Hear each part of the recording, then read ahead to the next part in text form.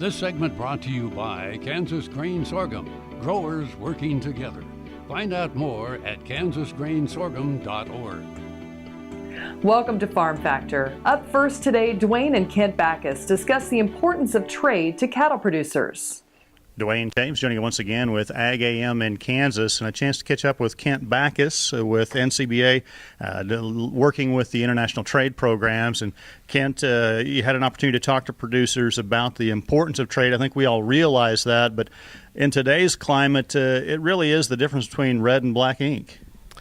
It truly is. I mean, exports account for roughly $250 to $300 per head, and unless we're willing to fight for that market access, we could see it slip away. There's a lot of anti-trade rhetoric that's out there that could threaten our ability to continue to move that product to foreign consumers.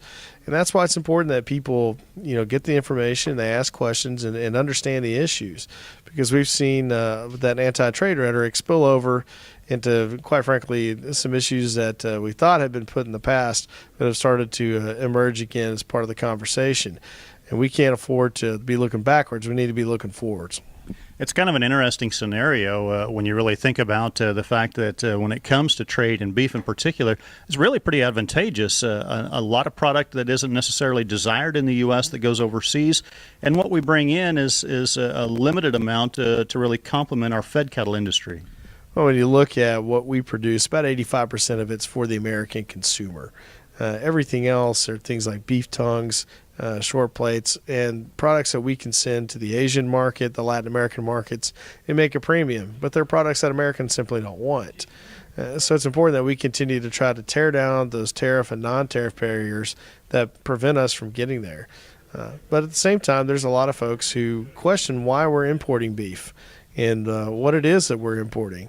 And it's important that people understand that what we're importing is not the same product of what we're exporting and what and where we're making our key gains here in the U.S. market. Most of what we import is for grinding. It's for ground beef. And it's going to be that grass-finished product from other countries that, quite frankly, is going to be a little bit cheaper, and it's going to be better suited to match with the trimmings from our fed cattle so that we can maximize those ground beef sales. We think about the productivity of the American cattlemen. We far out exceed what our consumption needs are here in the country, making trade so vitally important. Well, when you look at just the genetic quality and superiority of what we raise here in the U.S., not only the quality of the cattle, but the grading of the cuts that are coming off these animals, we've got to move that product. We're fortunate that we've become so competitive and so efficient at what we do that we don't have to worry about those steps backwards, but we've got to move that product overseas. And with 96% of the world's population living outside of our borders, it's important that we make trade a priority and we make exports a priority for the U.S. beef industry. All right, thanks to Kent Bacus joining us here on the KFRM. Jamie, we'll send it back to you. Thanks, Duane. Folks, come back after these messages for this week's Kansas Soybean Update.